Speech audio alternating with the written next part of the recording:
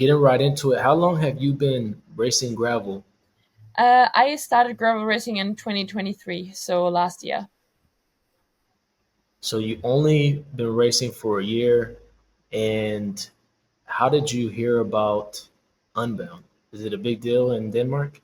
Yes, I mean, I think a lot of people consider Unbound as probably like the OG gravel race.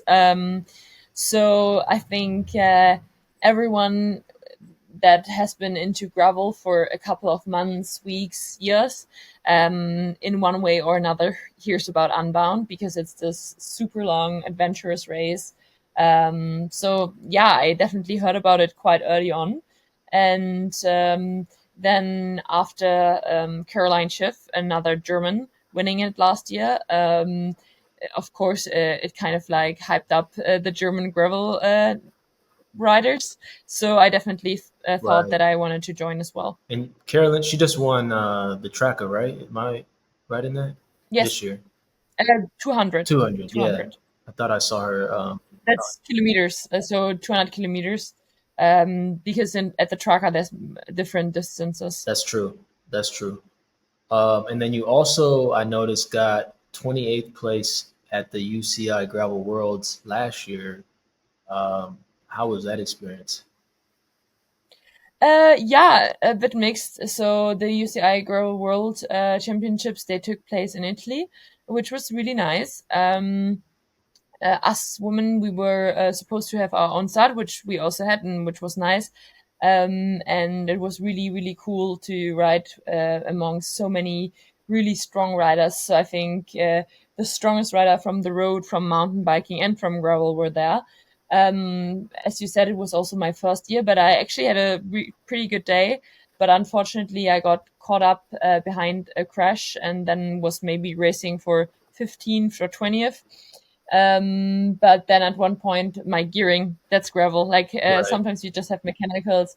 My gearing stopped working and I fell back a few groups and could come home for 28th. But yeah, it was a really nice experience. I'm really looking forward to the World Championships this year.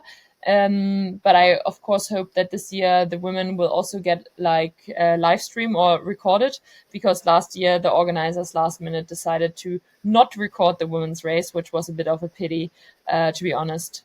Yeah, and I want to get to that a little bit later because I feel like I know at Unbound they did these separate women's starts, so we will get to that, and I think that was how it should be done, to be honest. But for Unbound, you guys did Unbound the North Course. From what I understand, super tough gravel. What bike did you use for the event? Like, what was the setup going into this course? Yeah.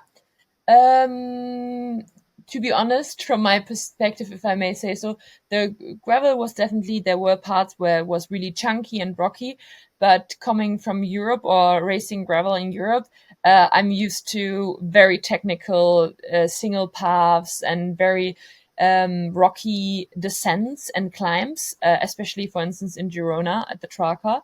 So, from my perspective, it wasn't super technical. Um, but yeah, of course, there were some stones.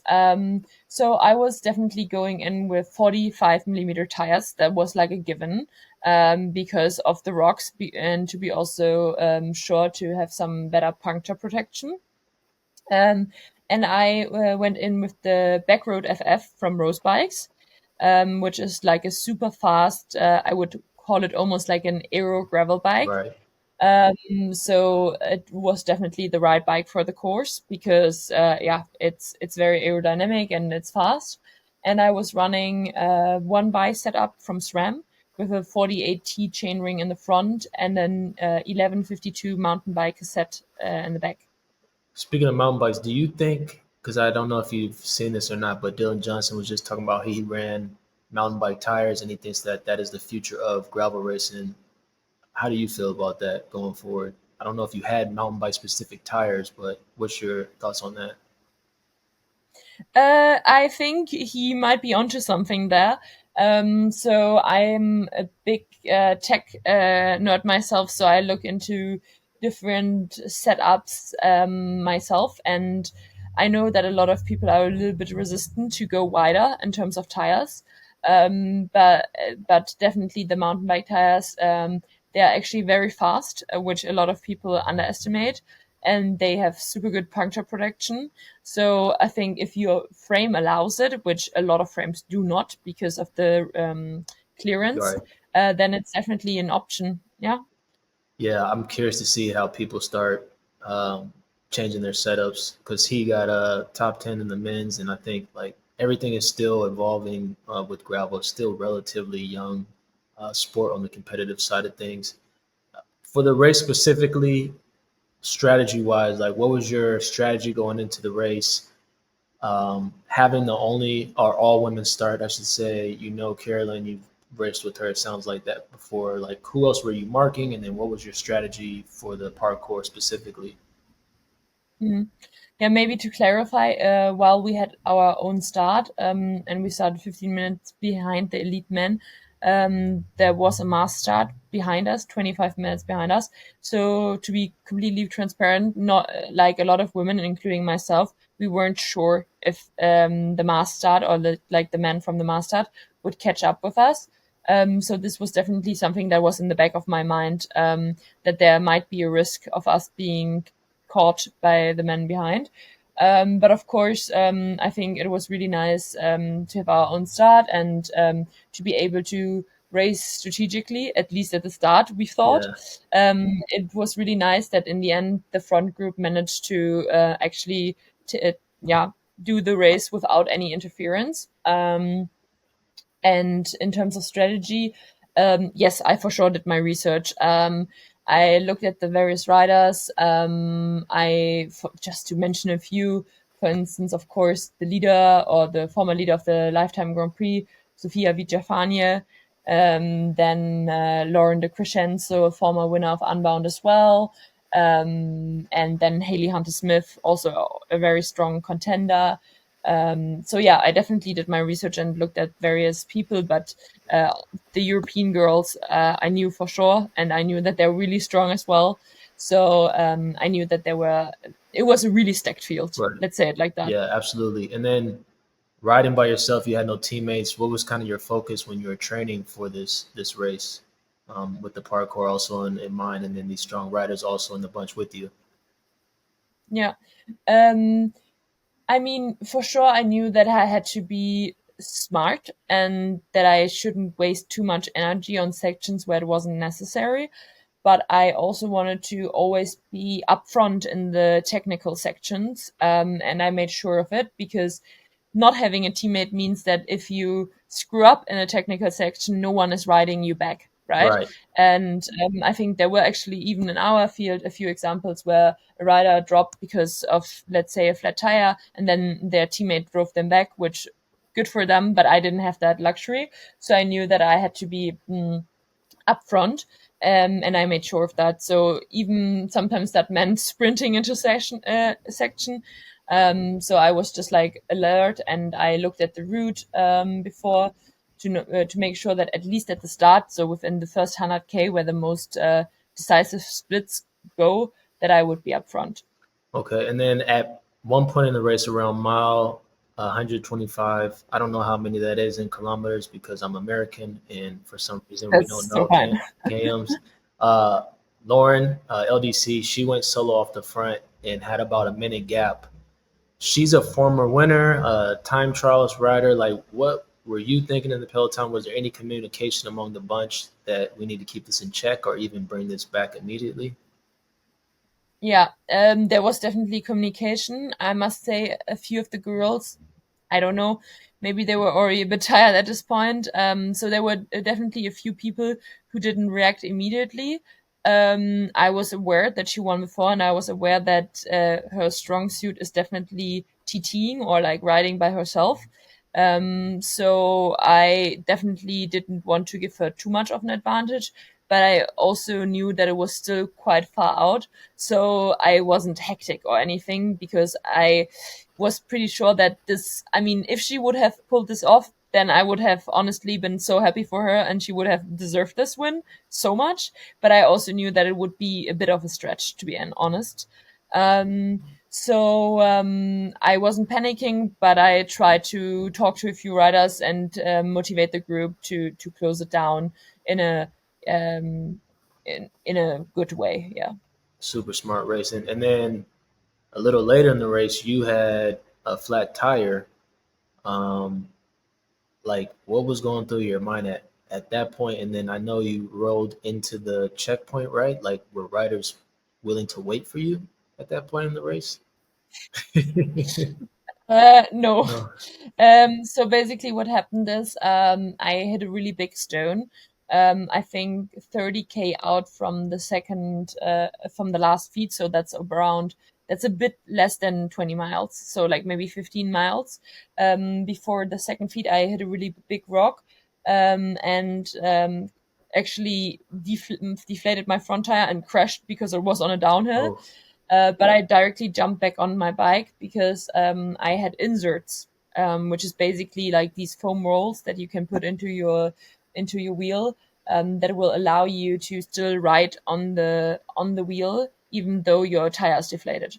And I could see that the sealant was like coming out at various ends, so I knew like there was actually no real purpose of like plugging it, yeah, because I only had like two or three plugs. So I was like, okay, but you can ride on insert. The only thing is, it's like riding on 0.5 bars, which is like maybe 10 psi or even less than that. And so it's, you can imagine it's very exhausting. So I absolutely. was I was riding on this wheel for like 25K, which is like, yeah, 10, 15 miles. And then just like 3 to 5 miles before the feed stop, it got so bad that I actually had to stop. And I lost the girls. So I tried to put a CO2 in, even though I knew this tire was sliced. I was hoping, okay, maybe the air will hold for like 3 miles. So I put some air in, and then I rolled into the feed stop by myself. No one was willing to wait for me, of course, which is fair. It's racing. And then Envy, my sponsor, they did an amazing job. They changed my wheel in a very short time. And then when I left the feed zone, I think I had only like a 2 minute deficit. So at this point, of course, I knew there's 10 really strong ladies up front. So I decided I will just go all out and like try to close this gap, because otherwise I already lost Yeah, anyways. racing. So for me, it was really like, I will try to close it. And if I don't make it, that's fine, but I will try. And yeah, then I tried and I made it, which was really nice. That's incredible. So 2 minute gap, we're talking like probably I'm thinking zone four, zone five effort, right? Yeah. Um, Yeah, yeah. I tried to ride really hard on the hills and then try to be really aero on the downhills. So that was the nice thing. It was really rolly, so I could recover a bit on the downhills. Yeah, and then how much time did you have to recover before the finish once you latched back onto the group? I think it must have been around 30 miles. I think I caught them around mile 160, 170, somewhere there. I can't really tell you, Okay. but it was still 30 miles out. So we're talking maybe Yeah, like an hour left in the race, give or take, at that point. yeah, a bit more, One and a one and half, a half yeah. maybe. And then what? By what point in the race did you start realizing this is going to be a sprint finish? Almost when I already got back on, I was thinking about it. I didn't expect such a big group to go to a sprint, but I already knew that we wouldn't be just two riders going to the finish line. I assumed, because there was still like a small climb, I think with 20 miles Is that the or Highland 25. Highland Hill? Yeah, like at this lake. Yeah, yeah, I think this one. So I assumed that maybe someone would attack there. But instead of attacking people, it was actually Paige Onweiler. She just rode pretty hard from the front. So we dropped two more riders. And then we were a group of nine. And that group of nine was also the group that went to the finish line. Okay. So we're coming into the finishing stretch. The sprint looked super long. I mean, I don't know. Was that like a K? Because it looked like you guys were sprinting forever. Yeah, so actually, like in Emporia, there's like this little uphill Uh kicker, huh. and then it flattens out, and then there's like a right left turn, and then you're on the finish straight. So there was like initially like people trying to ride fast on the on this uphill kicker, but no one really could get a separation. And then, as I said, there was like a right left corner. And I think this finishing line where you saw sprinting, that was around 450 meters, which is less than half a mile. Yeah, Yeah. that's still a big effort if you're trying to go from far out. And I think Sarah's the one that launched first. What were you thinking? Because I saw what you did. You used Sarah as a lead out, but were you like actively thinking that going into that sprint, or just kind of lined up like that? So what happened is that like before the second last corner, G from SD Works, she tried to attack, and I directly jumped on her wheel to kind of like neutralize this attack. Right. And then Sarah went around her, and then I think I must have been like in third or fourth position into the corner, which I wanted it because I knew that I wouldn't be, as you said, the finish line was still 450 meters. So I definitely didn't want to be the first person into the corner because it was still a long way out. But what I didn't know is that Sarah and G would be working together. Um, So when I then heard that G screamed "Go, go, go" at Sarah just behind the corner, I realized that Sarah would do a lead out for G. And then I thought, okay, great, I'm on the right wheel, because I was kind of on G's wheel. Um, yeah, and then Sarah, I think, started sprinting out already just right behind the corner. So I waited and waited and waited. And then when I could feel that she wasn't getting any faster anymore, I knew that she would kind of peel off the front soon. Then I started sprinting. So I actually went a bit too early, maybe myself. But luckily I could hold it to the finish line. yeah, you got the gap. I don't know if you're Yeah. people are worried about this, but if you're willing to share like what your peak power was during that sprint, that would be I cool. think my peak power wasn't actually that crazy anymore. Okay. I think it was somewhere north, somewhere like close to 700. So it was really not that high anymore because I think I also didn't like, because I knew it was quite long out. I also didn't like launch like a 5 second or a 10-second all out effort, but was more going in for like a 30-second sprint. But I could maintain the power for a pretty long time. I gotta say, I'm super impressed with your tactical knowledge for only, I say that because you've only been racing for 2 years or a year, really. Like, where did you learn how to race a bike? Because there's people that have raced for much longer than you, and these are things that they still are trying to figure out. I will watch a lot of racing. So I watch racing in general and look at how people race. I think that teaches you a lot. But then I also do a little bit of road racing on the side, and I think that teaches you a lot as well.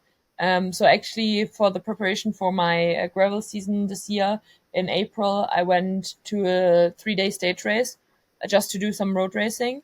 And I think, yeah, road racing is almost like, of course, sometimes the strongest person wins, but it's almost only about strategy, Yep. especially if you have a team.